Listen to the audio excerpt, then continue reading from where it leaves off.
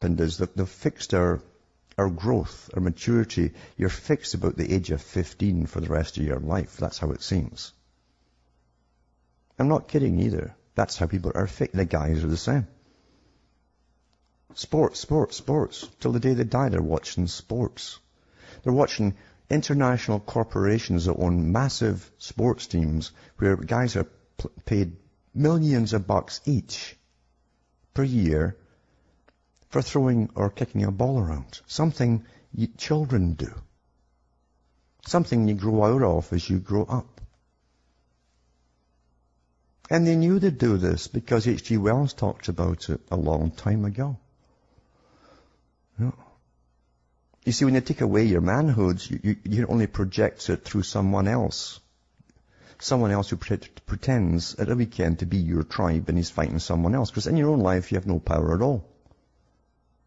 And you're putting on that fat gut with all the fast food you eat and the booze you drink. But there you are. Suddenly you see yourself as a warrior for the weekend. What a joke. What a joke.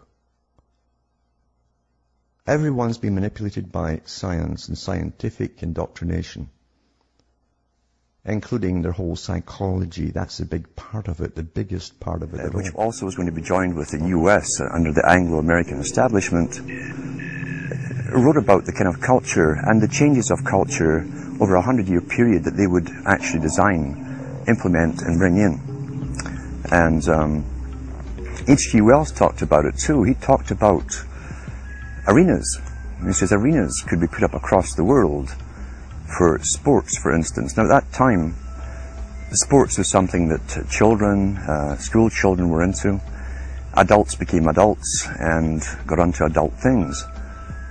So it was unimaginable at the time that people could actually believe that there was even a need for adult sports and entertainment, never mind having arenas built across the world. But he said we can do this and foist basically a sports culture for the males. Using a tribal system. We're all tribal to an extent. That's why we even bother to vote for a tribal leader. This is well understood. That's why we're supplied with these leaders. And because the average man was to become more disengaged from his own destiny as the expert class arose, it was decided that the males would get their outlet basically, gradually becoming helpless as males through sports. Therefore they'd have a tribal team they could identify with, they could cheer them on as they were winning.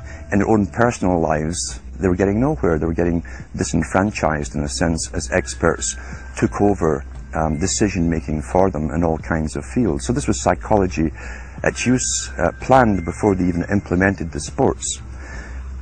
When radio came along, of course, they used that to the maximum. Sports for the men, soaps basically for the women.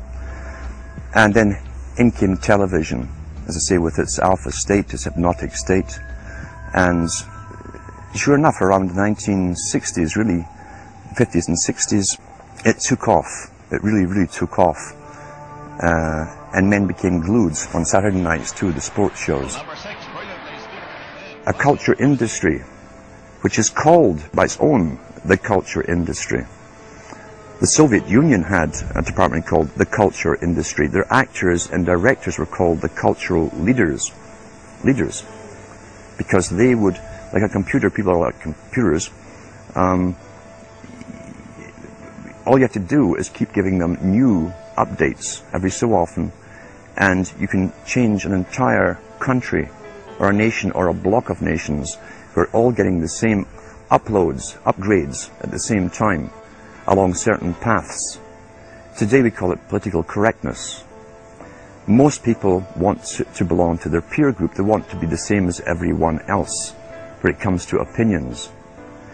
In fact, they judge their own personal sanity by bouncing ideas off their neighbours and friends who will answer back and agree on these same topics in kind. It doesn't matter if the topics or what you're given are facts or utter nonsense, as long as everyone agrees at the same time. You'll say, well, I'm sane, and your friends will all agree because they've had the same information given to them.